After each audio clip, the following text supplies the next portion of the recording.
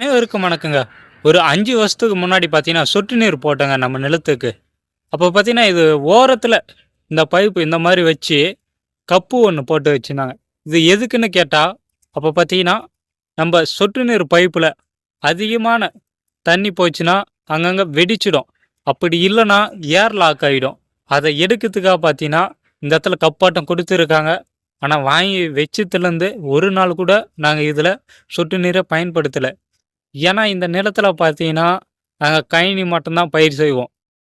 அது பத்தாம வேர்க்கடலை, இல்லன்னா மானாவாரி பயிர். இத மட்டும் தான் நாங்க விவசாயம் பண்ணுமே. கத்திரி, வெண்டைக்காய் இந்த மாரி சொட்டு நீர் பாசனத்தில எதுவுமே பயன்படுத்த மாட்டோம். ஏன்னா, இங்க பார்த்தீங்கன்னா, மலை ஓரத்தில இருக்கவே பார்த்தீங்கன்னா, வனவிலங்குகள் சேதாரம் அதிகமா இருக்கும். அதனால நம்ம கழனி மட்டும் தான் நடுவோம். இந்த மாரி உங்க நிலத்திலயும் வனவிலங்குகள் தொல்லை இருக்கான்னு கமெண்ட் பண்ணுங்க.